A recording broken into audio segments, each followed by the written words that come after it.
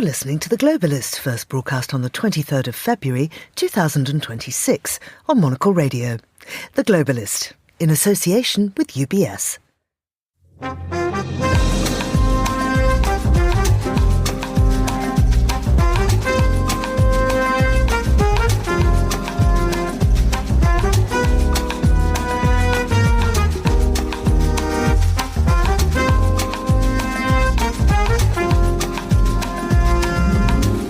Hello, this is The Globalist, broadcasting to you live from Midori House in London.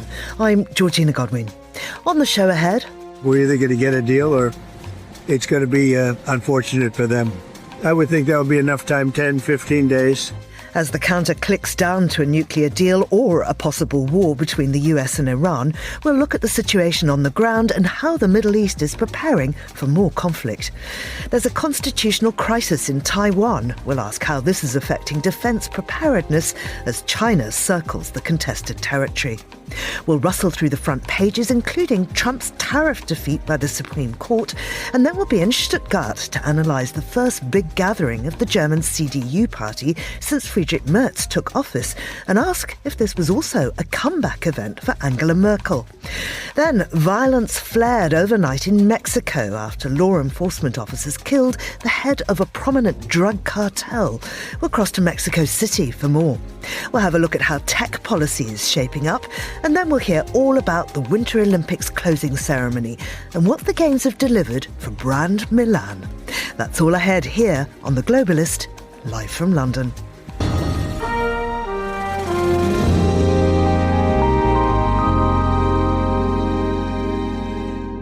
First, a look at what else is happening in the news. Donald Trump says he will raise a temporary global import tariff to 15% after the Supreme Court of the United States struck down much of his earlier trade policy.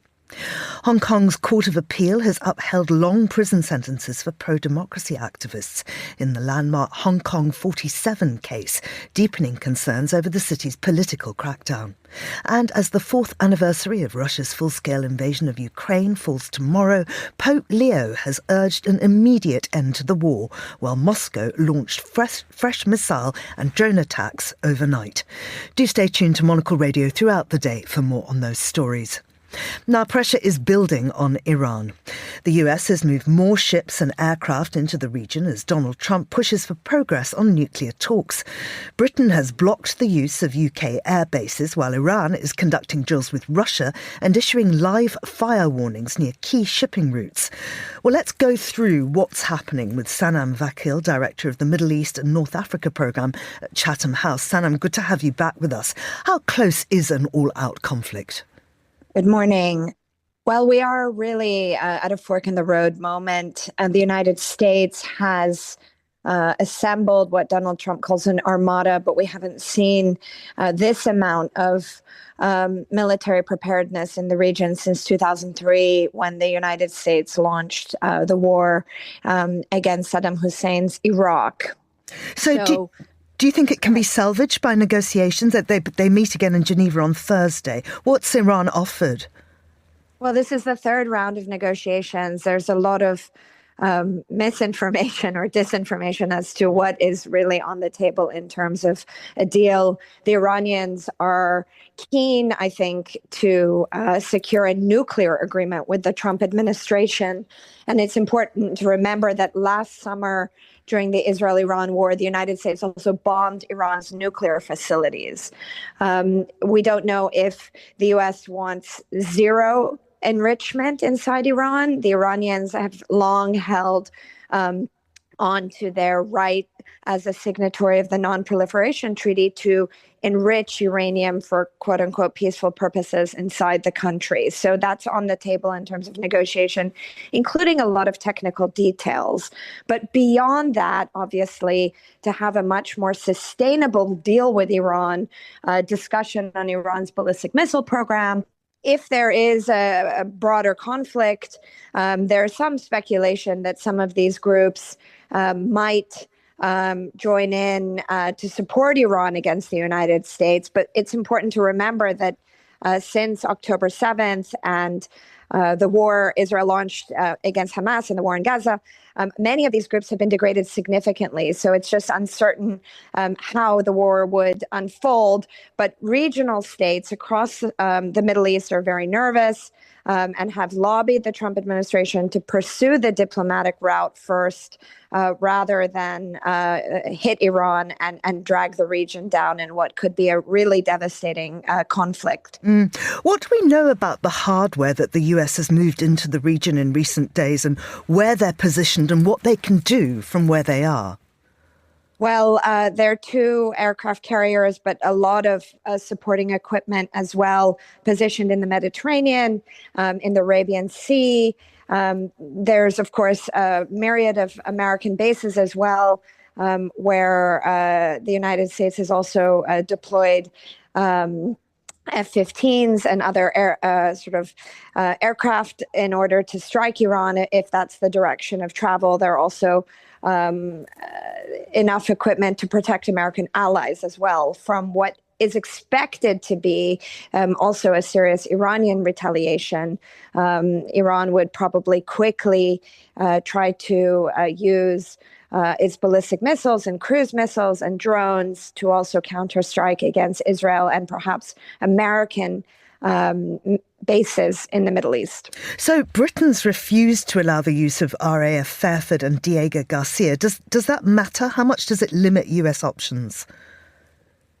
The United States has, for the UK, of course, this is a particular moment. They don't want to be dragged in to another regional war.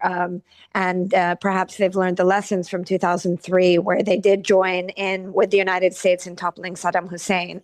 So this is maybe a line in the sand. The United States certainly has the military muscle and might to be able to handle this on its own. This is much more a signal from the UK that they're not party to this war, and in fact, perhaps prefer the diplomatic route that is also playing out in Geneva, and we'll see after Thursday if something materializes.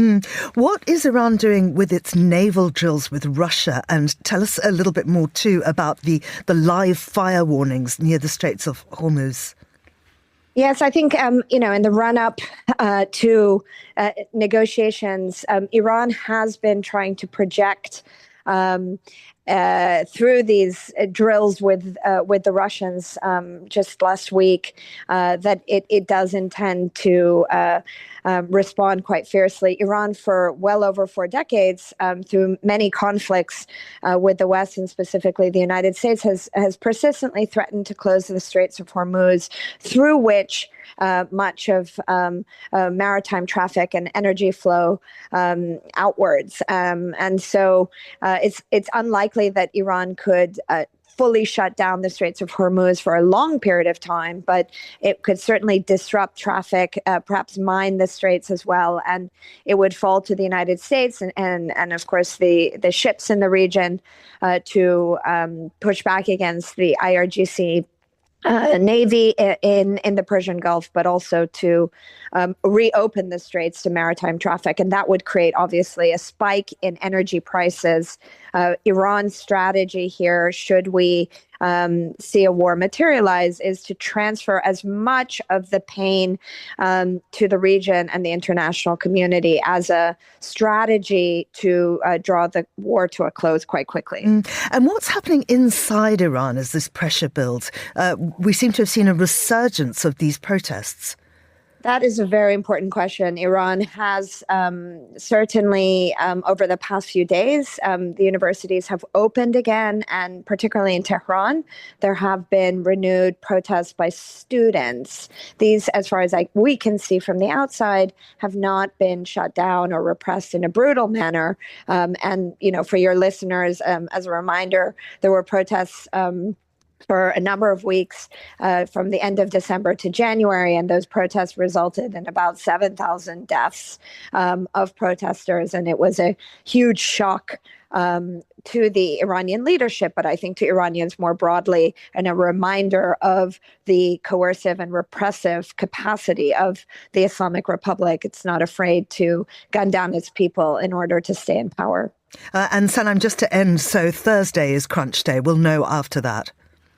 We should know. I think obviously Donald Trump has these deadlines in his mind. We've had 30-day deadline. Now it's a 10 to 15-day deadline. One way or another, we have to see if there is a deal to be struck.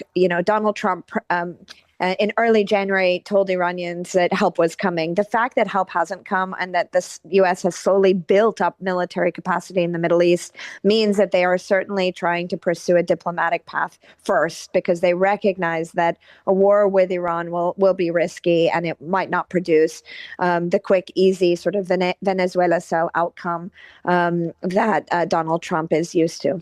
Sanam Vakil, thank you very much indeed. This is The Globalist.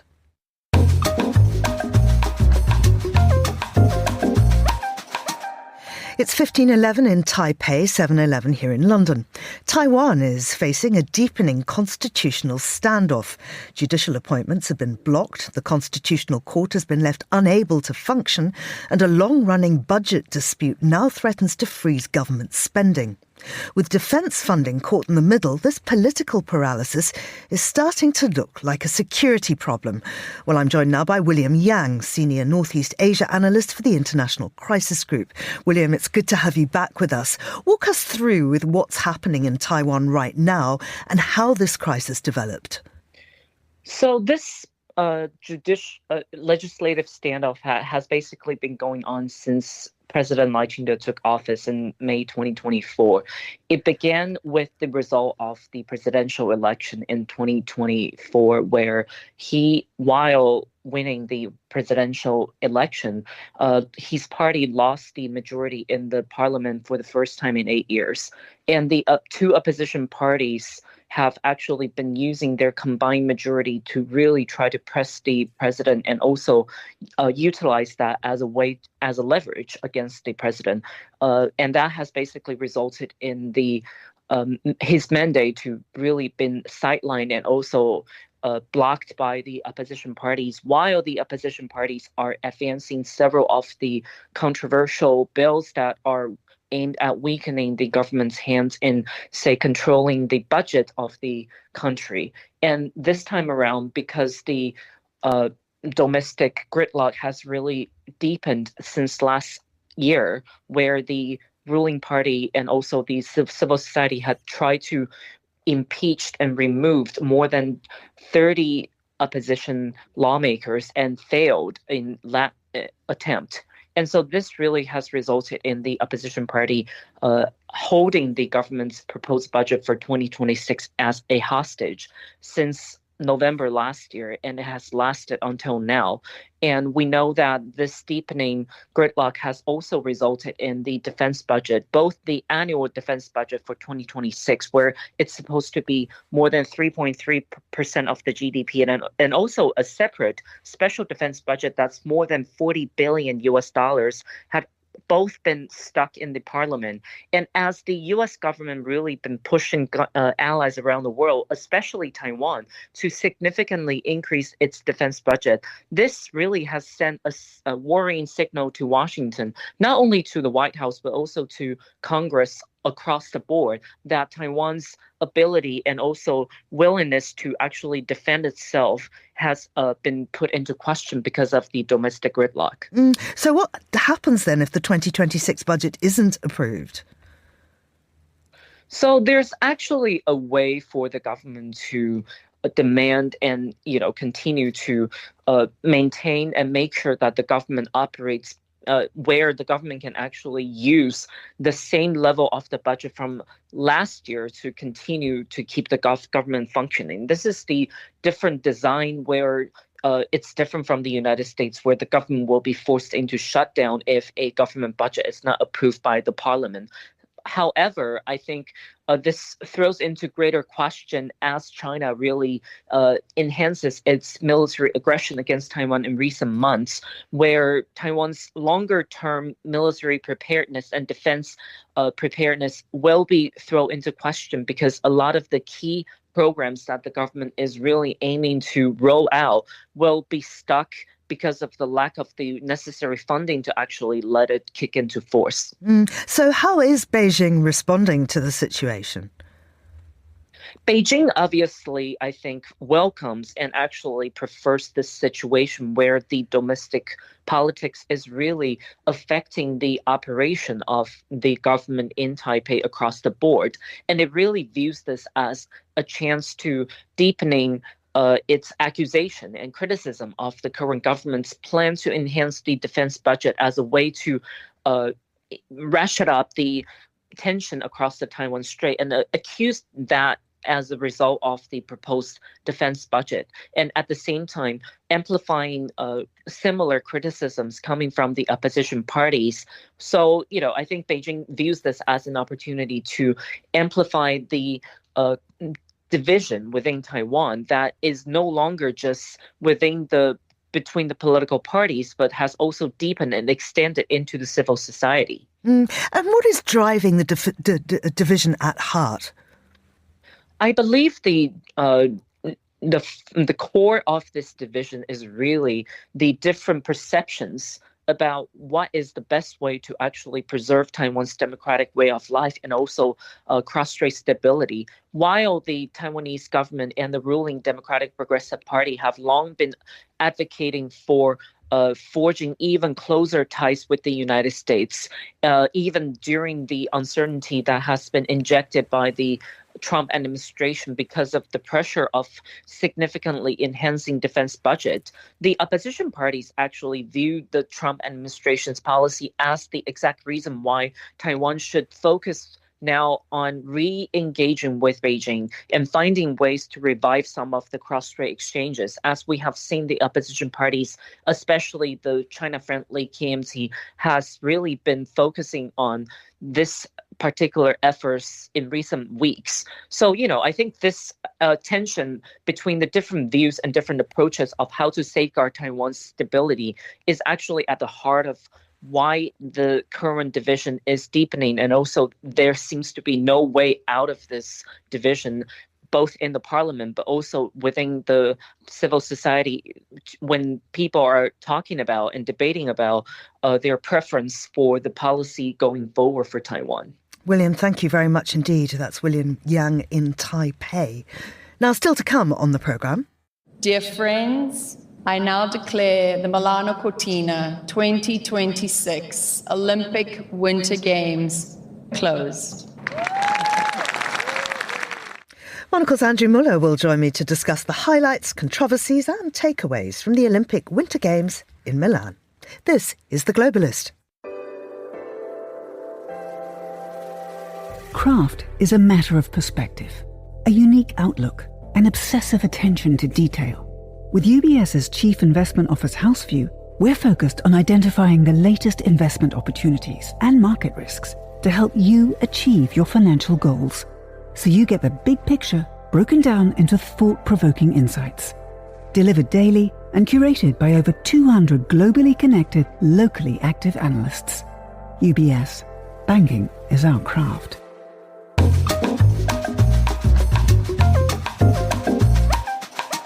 Let's continue now with today's newspapers, and joining me in the studio is Monocle Radio regular Charles Hecker, who's a Russia analyst and an author of Zero Sum. Now, Charles, you really are a Monocle Radio regular, and indeed we work and play together so often that today we've unconsciously dressed exactly the same. We're both in our blue and white suits. It's entirely unintentional, I promise you. And I have to tell you that you look a lot better in it than I do. Nonsense. Well, I think we're going to have to post some evidence of that a little bit later on. But let's have a look at the papers.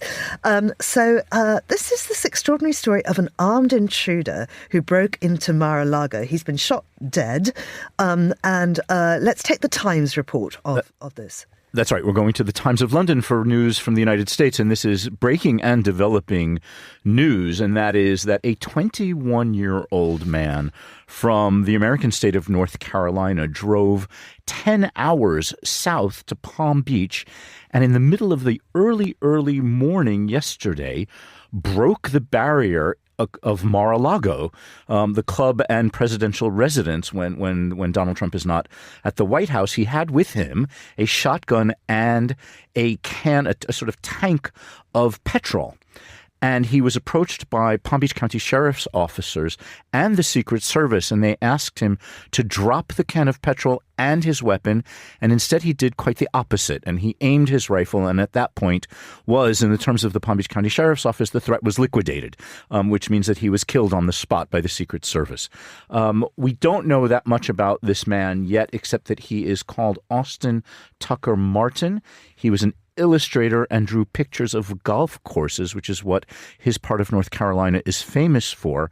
And he was reported missing by his parents shortly after he left to drive down to Mar-a-Lago. But this now adds to a growing list of apparent attempts on the president. Of course, the president and his wife Melania were not at Mar-a-Lago when this happened. That's important to note.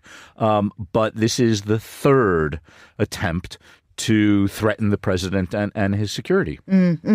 Let's move to one of your favourite newspapers. That's the Japan Times. And this is about tariff rates, of course, up in the air again. The economic fog thickens, says the Japan Times. That's right. The Japan Times slightly mixing its metaphors with tariff rates up in the air. The economic fog thickens. This is a very important story for Japan because according to analysis across all of the papers today, Japan will actually now be paying a higher rate of tariffs as President Trump's original plan was struck down by the Supreme Court.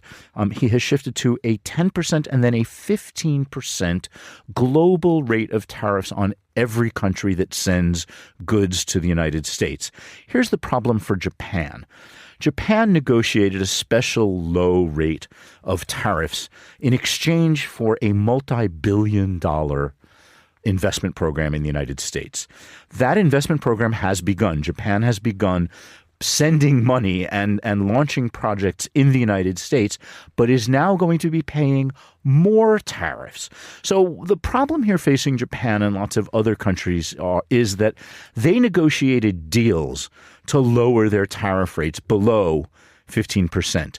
Those deals are now in question because why would Japan continue to invest in the United States when now it's paying more tariffs than it had been under the regime that was struck down by the Supreme Court? And so this idea of chaos and fog is true. And I guess the final comment on this that we have from the Trump administration is from Scott Bessent, the finance minister, the finance secretary of the United States, who said that Trump is basically going to try to reconstruct the exact same tariff regime that was struck down by the Supreme Court by cobbling together a whole bunch of U.S. policies. And so nobody knows what this is going to look like until it's done. I mean, Charles, this is a really big story. We haven't got a lot of time to go into it in depth, but a number of questions arise. Firstly, is this the all-important pushback that we've been waiting for? Is this the grown-ups in the room finally saying, Trump, no further? Secondly, what does this mean for economy and for inflation? Because there is talk about the government having now to pay back some of those American companies. And what is the rest of the world going to do about it? I mean, we saw an absolute toddler temper tantrum from Trump over the weekend. You're absolutely right. And the interesting thing is the source of the pushback, Georgina, and that is that it is not coming from the business community just yet. It is not coming from anybody else in the Trump administration just yet. It is coming from the Supreme Court. And that is exactly what triggered the tantrum from Trump. That's a lot of tease right there. As soon as the announcement was released, and that is that he personally assaulted the justices on the Supreme Court, both of whom, by the way, he appointed, who went against him in this ruling, joining the liberal majority, which was expected.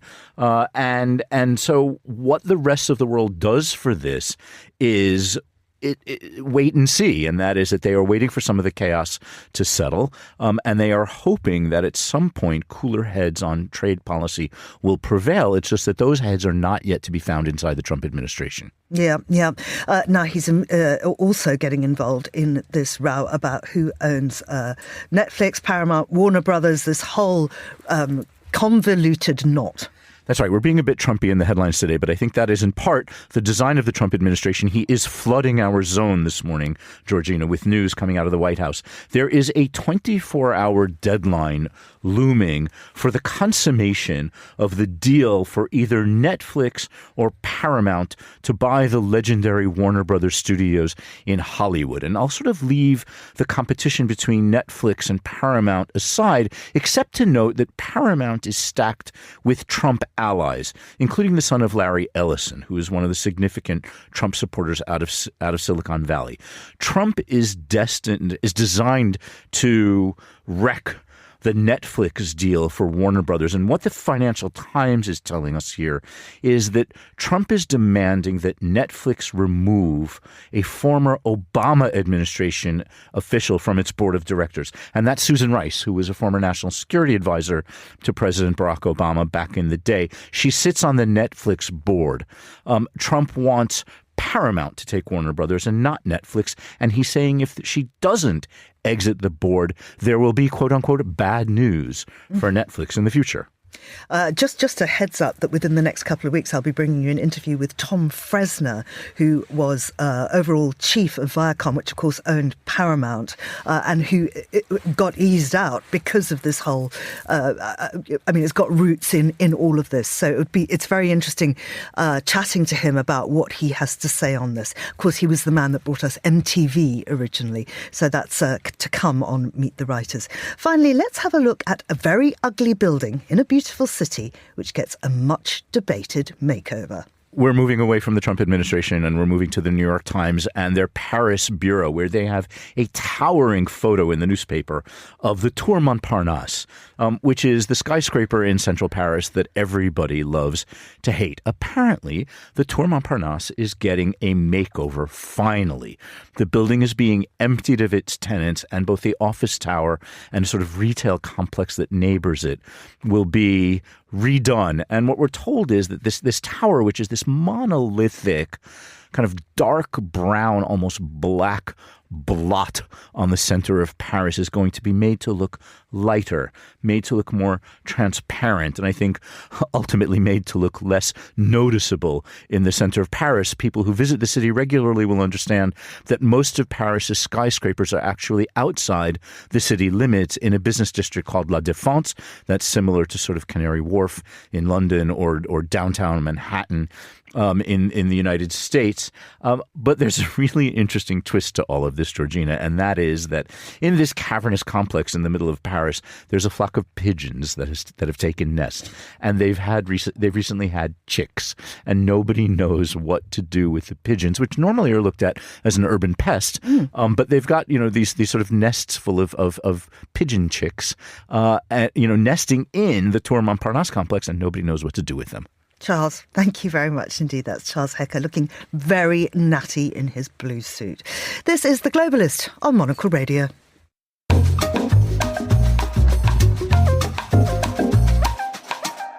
Now, here's what else we're keeping an eye on today.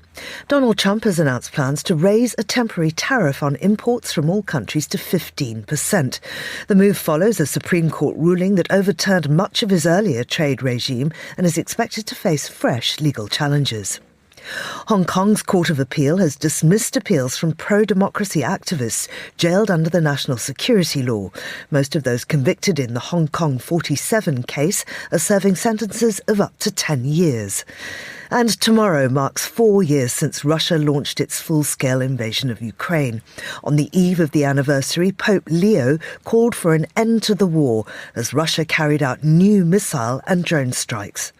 This is The Globalist. Stay tuned.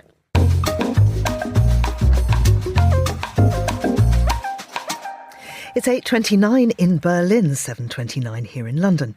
Germany's Conservatives have been taking stock in Stuttgart. The CDU party conference is the first big gathering since Friedrich Merz became Chancellor, with the party under pressure to show momentum, unity and a plan.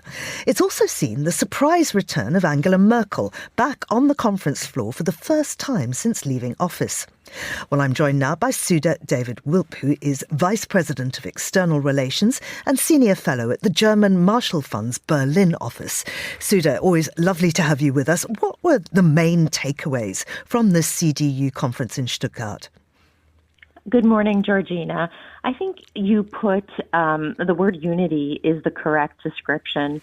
I think the CDU Party Congress was a family affair. I think the delegates there wanted to show that they were supporting Chancellor Merz, even though the Grand Coalition is not necessarily scoring well in the polls.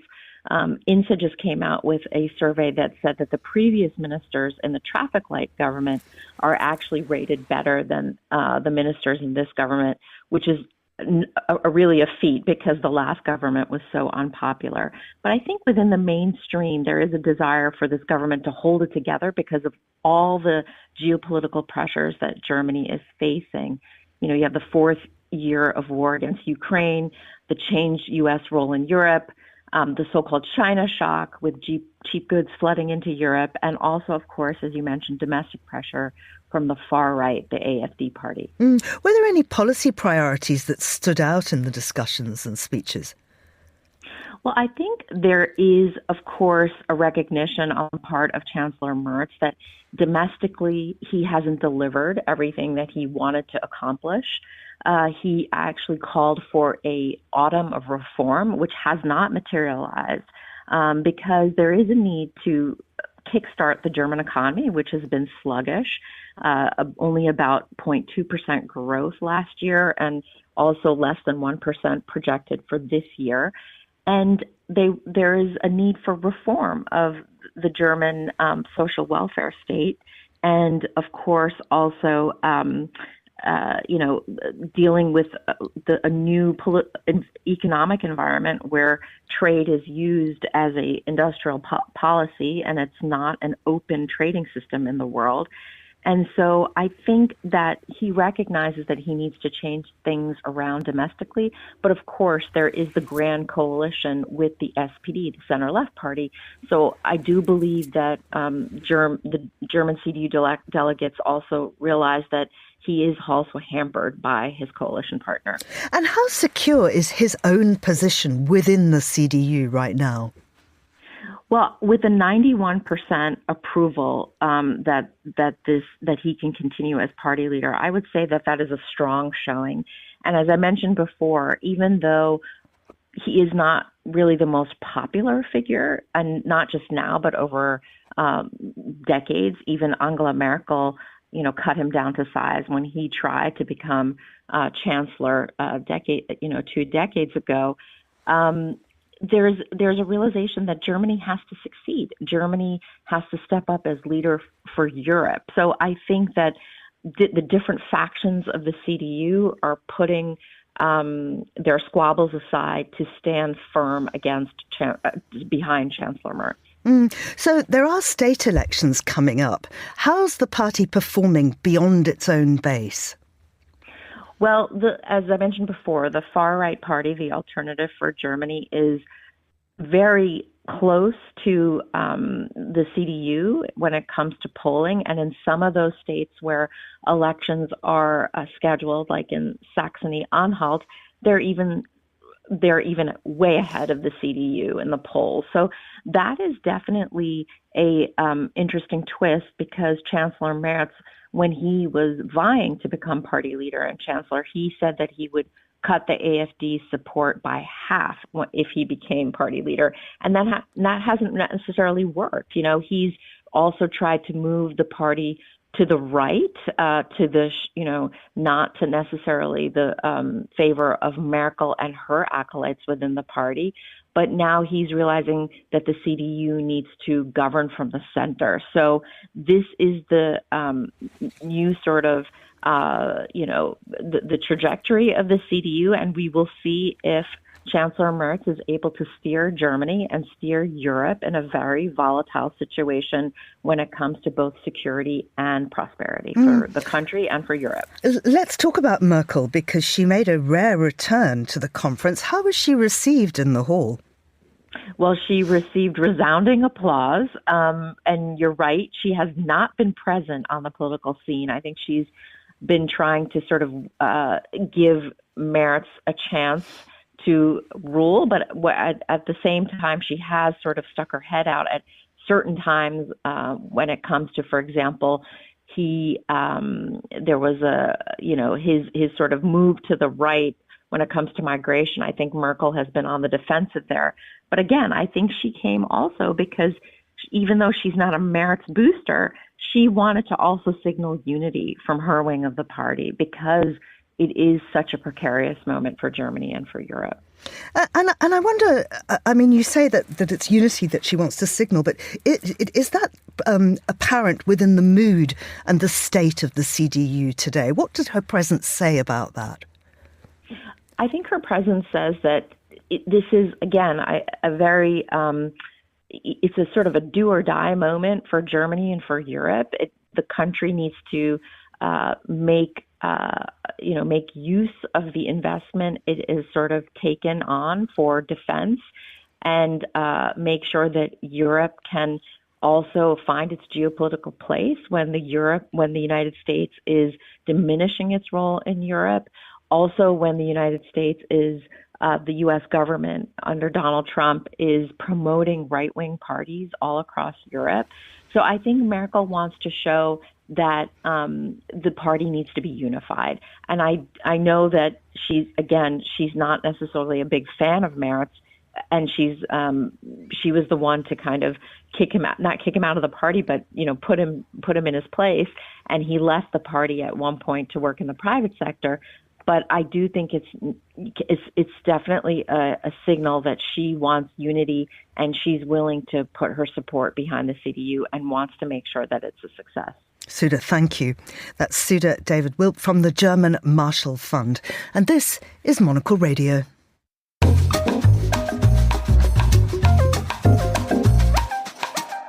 Violence has flared across parts of Mexico after the killing of a drug cartel boss known as El Mencho in a military operation last night. Gunmen linked to the Jalisco New Generation cartel blocked highways, torched vehicles and businesses, and forced flight cancellations. Authorities say there are no civilian casualties, but the retaliation has raised fears of further instability. Adam Hancock is a journalist who reports for NPR, Al Jazeera, and is a regular voice here on Monocle Radio. He joins us now from Mexico City. Adam, who was El Mencho and why does his death matter? Well, he was Mexico's most wanted man, and he was a feared drug lord leading an immensely powerful cartel. He's been on the radar of authorities both here in Mexico and in the United States for a long time. He was actually spent a period of time in jail in the US in the 1990s for drug-related offences, but he came back to Mexico after that, and he was directly involved in cartel activities, and he built up one of the most powerful cartels in the country. He very much spread the cartel out from Jalisco State, which is where it started. It's got a network right across the country. It became so powerful because it wasn't involved isn't involved just in drug-related activities, but also it's branched out into things like money laundering and human trafficking as well. And his death really is so significant because he was, after El Chapo, effectively the biggest name in drug cartels. People here in Mexico are aware of him. He has this nickname, El Mencho. He's not quite as famous as El Chapo in terms of he kept a very low profile in comparison, but people are aware of him. And his death obviously is also registering even in the United States, where there's been a lot of pressure put on Mexico from Donald Trump to ensure that there's a crackdown on drug cartels. And what better way to go around than taking out one of the biggest names in the whole cartel industry in Mexico. And do we know if the US was directly involved in the operation?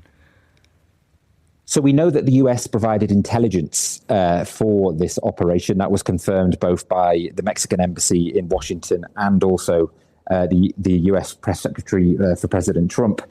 We don't know exactly what levels of intelligence that is, but Reuters news agency has been reporting that a new military unit focused on cartels and gathering intelligence on cartels was actually directly involved in this. But in terms of the actual operation, today to try and capture El Mencho. That was Mexican special forces and the Mexican armed forces as well. They were attempting to capture him, arrest him and bring him in for questioning, but there appears to have been some kind of gunfight between members of the cartel and the authorities, and El Mencho was injured in that gunfight, and then subsequently traveling here to Mexico City on a plane, he actually died from his injuries.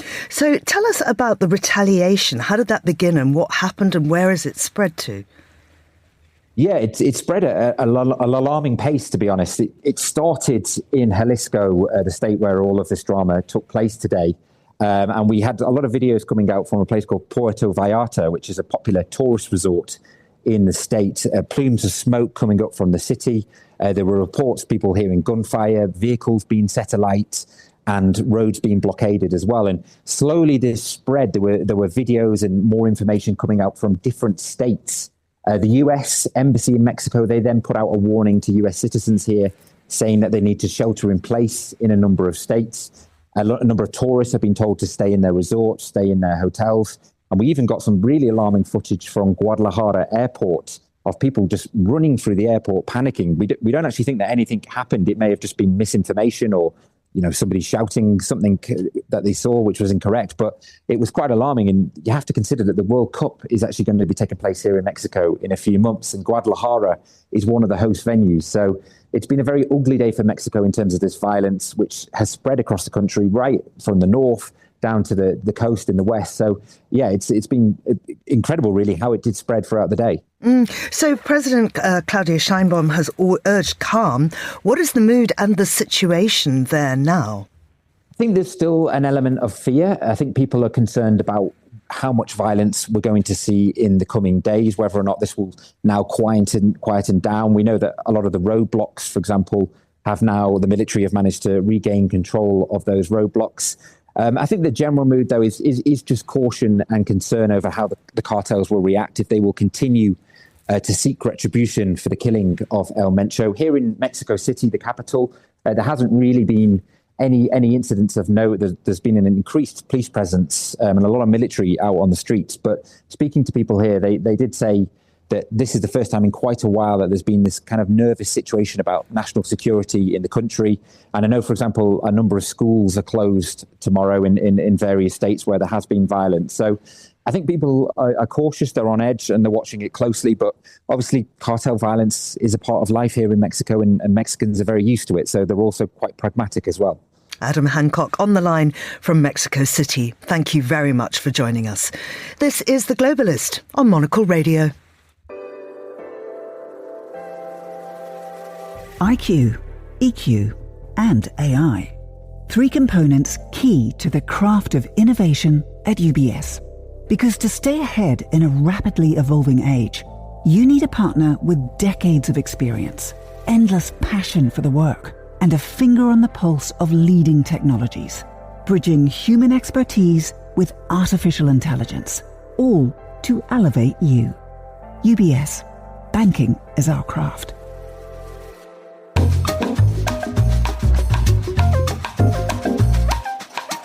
Now let's zero in on the area of tech policy. I'm joined in the studio by the UK tech editor at Politico, Isabel Hamilton. Welcome to you, Isabel. Thank you so much for coming in. Pleasure. So really we're looking at all these fights about tech. And chief amongst us is the US, who are just very, very hawkish on it all. So Reuters has reported that the US is going to make a website for people living outside the US to bypass local content bans. What does that actually mean? Well, we don't know exactly what it's going to look like yet, but there is a website live. It's called freedom.gov. And if you go onto it, there's a little sort of animation of what looks like Paul Revere. And it says freedom is coming. And it's got a little tagline about censorship. So Reuters reported that there might be a VPN element to this. So that would mean that if you're in, for example, the EU, which has got laws governing things like how tech companies should police their platforms, that if you are accessing this website from there, perhaps the US government is going to build it so that when you access that website, it's going to look like you're accessing it from the US, where there are no such laws. Now, a bit of background to this is that the EU has a couple of really big, overarching laws around how digital services need to act, and the US has a big problem with them. Trump administration has a big problem with them. They say it's unfair to US companies because the vast majority of big tech companies are American, and the EU has stayed pretty firm and said, no, these are our laws. You can't come and tell us how to police this stuff on our own turf. But the Americans say, well, you're being extrajudicial. These are our companies and you're telling them what to do. So there's this really big fight that's been brewing. And, you've got to put that fight in the even broader context of how the Trump administration interacts with its allies. And, following this weekend, things are pretty testy already. And also how much influence Silicon Valley has over the Trump administration, right? Well, yeah, this is a sort of new dynamic with this particular second Trump administration.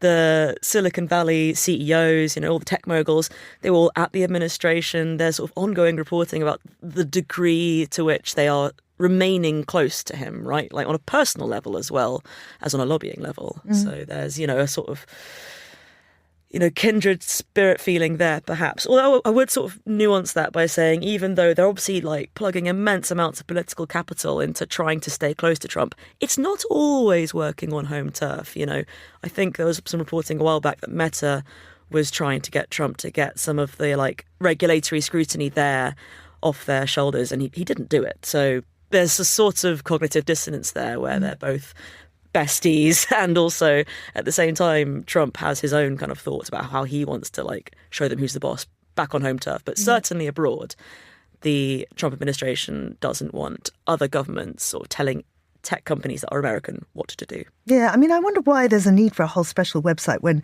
if Americans really want to access that content, they just use a VPN. Well, it's not Americans that are the issue. The whole point is that it's actually people living outside America, majority of which won't be Americans, that will be able to use this. It's a really strange sort of element of foreign policy from America that they're sort of encouraging Europeans or Brits or whoever it is to circumvent their local laws. Let's talk about Thierry Breton. Now, tell us who he is, what his former job was and what the problem is. So Thierry Breton was a commissioner with the EU and he was the tech chief, and he was a big part of setting up these laws that I was talking about before. One of them's called the Digital Services Act, and he was pretty tough on big tech. And he's not actually a commissioner anymore, but he's a really sort of big character in this story. And around Christmas time, the Trump administration placed sanctions on him. He's not allowed to set foot on US soil. They're that sort of het up about this. And Emmanuel Macron, who's the French president, Breton is French himself, Macron wrote a letter to Trump, I think over the weekend, saying lift the sanctions on Breton, which I think is quite a, strong signal that Macron is willing to get into fights over this particular issue. Why does he care about Breton? Well, Macron has been making lots of noises about big tech recently himself. He came out in favour of a social media ban for teens. I forget exactly which age he's going for, but he's one of that sort of roster of countries that's now making a bit of noise about it. He's quite pro. And he went to the India AI Summit recently, and he also came out with some quite colourful language about the tech companies. I think Macron has decided that really this is a platform he wants to, stake his flag in, standing up to big tech. And I think that getting Breton, getting the sanctions lifted on him is part of that for Macron. Let's just look at this ban, because it's a whole club of countries looking to ban social media for kids under 15. It includes India, Greece, Spain, and now, of course, France too. And I just wonder about bringing this in for kids who are already using social media. I can see, for kids that perhaps are not yet, on smartphones. But if you're already using it, can you take it away from them? It's a great question. And Australia, I think, is finding out, because Australia was the very first country to put this into law, and we've seen lots of reporting coming out of Australia that the kids there are just finding workarounds. And these countries are talking about introducing a ban themselves. Macron and France are sort of pushing it ahead as far as I can make out. Others are sort of just talking about it and haven't fully committed to it yet. And I think a lot of them are going to be watching Australia and seeing what comes out in terms of how effective it is, and also sort of what voters make of it, 6 months, 12 months on, because it was seen as quite a popular policy. But if it's seen as, actually it hasn't worked, maybe it won't be that popular after all. Yeah. Finally, let's have a look at European efforts to curb online hate speech. So that's less to do with hate speech. That's more to do with so the Digital Services Act that I was talking about earlier has some transparency requirements, and the fine that was levied against Twitter a little while ago was to do with failures in transparency disclosures, as well as specifically the blue check mark that you can get on Twitter. The EU decided that this was deceptive design and so levied this fine. And Twitter X is now appealing this fine. And, this plays into the broader mosaic we were talking about earlier with, the EU versus the US, and the EU, enforcing its laws and US companies trying to fight back. Yeah, because Marco Rubio has described sort of the targets of newly announced sanctions as radical activists who've worked to coerce American platforms to censor, demonetize and suppress American viewpoints. I mean, this is quite strong language, isn't it? Oh, typical of the Trump administration. Incredibly strong language, and not entirely representative of what these laws do, I've got to say. But yeah, this is definitely the kind of fight they're framing themselves up for. Absolutely. Isabel, thank you very much indeed. That's Isabel Hamilton there. And this is The Globalist on Monocle Radio.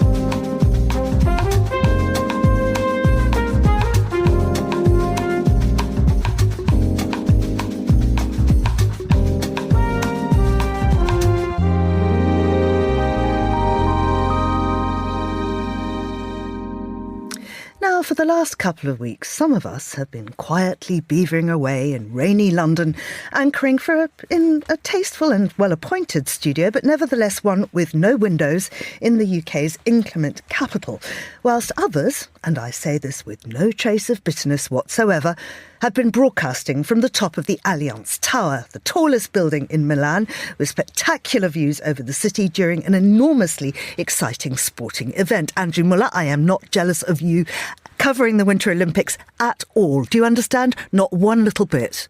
No, that's good to hear, Georgina. If it's any consolation at all, the whole 47 floors up with my back to the window thing was a bit wasted on me. I'm not a huge fan of heights, so I spent most of this week's shows just trying desperately not to turn around. Oh, that's hilarious! So wasted on you, completely wasted on you.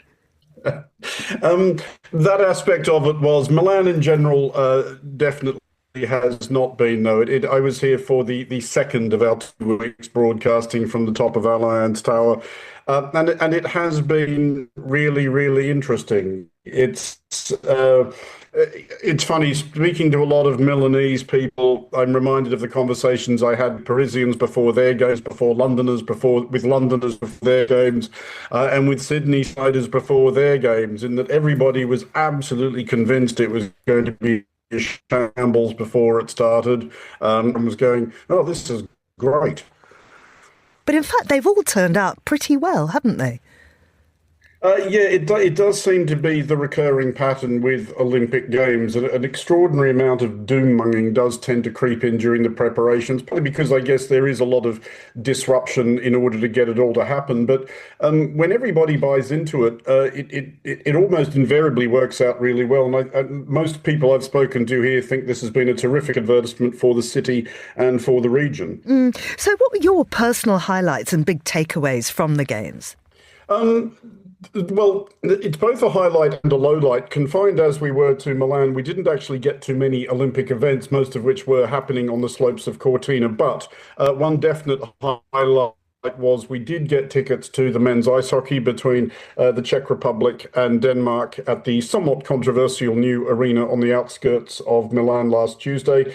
Somewhat controversial in that this was the focus for a lot of the disgruntlement, people saying it isn't even finished, everybody's going to point and laugh, etc.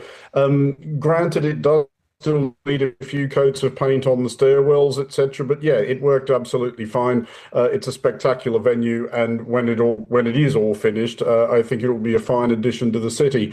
For me, also last night at a closing ceremony event held by Alliance, our sponsors, in that lofty eyrie, I did get to compare an event with two actual Olympians, Giuliano Razzoli and Alexandra Burkhardt. Giuliano Razzoli won a gold medal in the alpine skiing in 1998.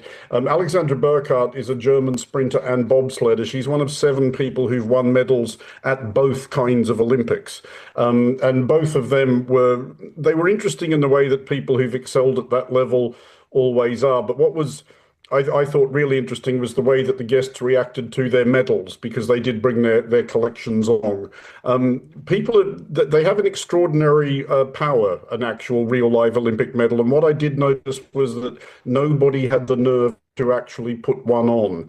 People touch them and hold them and pose for photos with them, but everybody understands only one kind of people gets to wear them. Absolutely. Now, Andrew, of course, there was a huge, spectacular closing ceremony. Did you see much of that? I saw some of it on the big screens, and I thought it was fantastic. This was, of course, done at the ancient arena in Verona, sort of equidistant from most of the venues. And I just really like this thing that does now seem to have become conventional wisdom, that an Olympic opening and closing ceremony, especially the closing ceremony, just should be the absolute maddest version of the host country in absolute unrestrained excelsis. I thought it was fabulous. I thought we had the music from Joan Teal. We had Roberto Bolle, the dancer, and the usual crowds of somewhat bewildered and frankly somewhat hungover-looking athletes shambling around. I thought it was terrific. I like this idea that every country now just seems to think it's an Olympic closing ceremony. Let's go nuts. Andrew, was this a good soft power moment for brand Milan? Yeah, I think so. In today's Monocle Minute, Tom Webb, our producer, who was here for the whole stint, does come to more or less that conclusion. He does also start by noting, at the risk of spoilers, that there was a lot of trepidation and even resentment of the games before they happened. But Milan always seems to be on the global stage. I mean, no sooner have the Olympics finished than it's gearing up for Fashion Week, Design Week in April. One of our guests said this, well, during our shows, it's always something week in Milan. I would say that, in my own view, it could still do as a city with a bit of smartening up. I mean, to spend any amount of time in Milan is to have any views you might have on the necessity of horsewhipping urban graffiti artists thoroughly reinforced. But yeah, I think not like this part of Italy really needs much advertising, because it's all pretty much marvelous. But yeah, I think it's been terrific, and I think anytime any city puts on something like this and it works, it does give people a sense of what's possible. Andrew, just before we go, you've got literally 20 seconds to tell me what it was like holding the Olympic torch. Really cool. Again, I felt a bit abashed. I tried to remember who I was. I didn't hold it up in the air and run around the room with it. So, but yeah, it is amazing what talismanic power these objects do have. Andrew Muller in Milan, thank you very much indeed. And that's all for today's programme. Thanks to our producers Carlotta Rebello and Laura Kramer, our researcher Annalise Maynard, and our studio manager Lily Austin, with editing assistance by Steph Chungu. More music on the way. The Briefing is live at midday in London. The Globalist returns at the same time tomorrow. I'm Georgina Godwin. Thank you for listening.